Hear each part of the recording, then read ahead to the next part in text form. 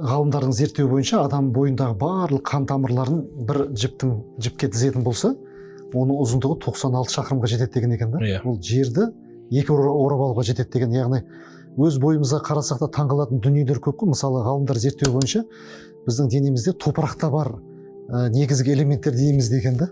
Ал бұл Құранда жаңағы айтылып қойған ғой, топырақтан. Жалпы адам енді бізде көп кейінгі 20-шы ғасырда батыс ғалымдарының исламға келуі көбіне осы эмбриология, адамның жаратылысы, Құрандағы адамның жаратылыс стадиялары, кезеңдері Құранда айтылған осы көп ғалымдардың және дәрігер мамандардың исламға келуіне себепші болды. Бұл жерде адамның топырақтан жаратылысы және топырақтағы енді кейінгі адамның ағзасында бүкіл енді барлық демейік, негізгі элементтер бар, 80-нен астам микро-макро элементтер қамтылғандығы. Және Алла Тағала айтады, біз барлық жаратылыс судан жараттық дейді. Кез келген жаратылыстың негізгі басым бөлігін құрайтын ол су екен, мысалы. Кейбір жаратылыс 90%, 70% судан тұрады, мысалы. Жердің өзі де солай болып тұр ғой. Сол жердің өзі де солай, адамның жаратылысы да басым бөлігі су. Судан жараттық деп айтылады, мысалы. Сондықтан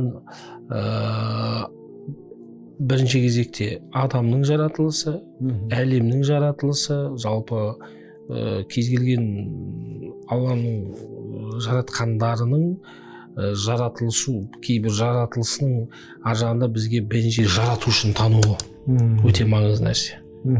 Өйткені қаншама адамдар «Ауалам яраллазина кафару» деп келеді Құранда. Олар қарамай ма, имансыздар, Аллаға сенбейтіндер қарамай ма? Жер бетіндегі мына көктер мен жерге қарамай ма деп айтады. Неге? Өйткені тарихта да, күнімізде де адам баласының ішінде көп адам Алланы танымайды. Алла Тағала құдіретін көрсетіп жатса да, жаратып жатса да, Аллаға сенбейтін адамдар көп. Білесіз бе?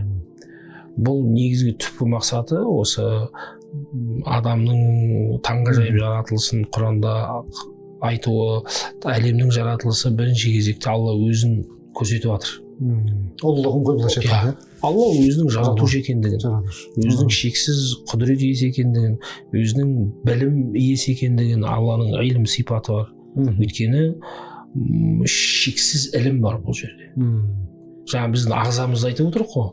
Ағзамызда микро, макро элементтер қамтылған. Бірақ қараңызшы, бізде 0,0017%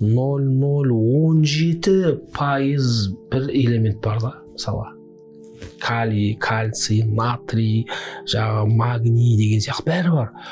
Кейбіреулері адамның өміріне ең өте маңызды өмірін сақтауға, жизненно важный элементтер бар, мысалға. Ол болмаса ағзаңда белгілі бір деңгейге түсіп кетсе өліп кетесің, мысалға. Бірақ өте нәзік өлшемдермен салған кім оны? Мысалға, біздің ағзамызда алтын бар екен, алтын. Бірақ өте сондай нәзік өлшеммен. Бізде қанша цинк бар?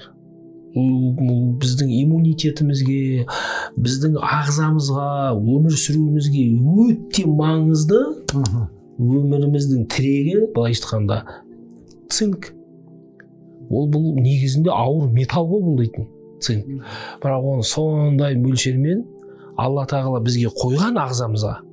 Бірақ адам, қараңыз, адам өмірде әртүрлі жағдаяттарда дұрыс тамақтанбау, күйзелістер, тағы басқа өмірде, тағы басқа себептерменен әлгі элементтер адамда азаяды. Бірақ Алла Тағала не істеген? Соны бізге басқа жаратылыстар арқылы соны бізге беріп қойған.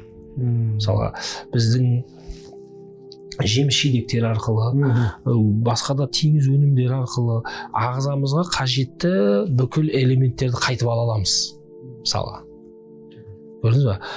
Бірақ бұл Алланың құдіретін шексіз ілімін қалай көрсетеді? Барлық бұл элементтер бізде нәзік өлшемдермен оны кім қойды? Адам емес. Кез келген мысалға жеміс жидектерді қараңыз, ол жерде де қаншама витаминдер бар, бірақ әр витамин өзінің мөлшерінде тұр. Мысалға асып кетпейді, кемімейді.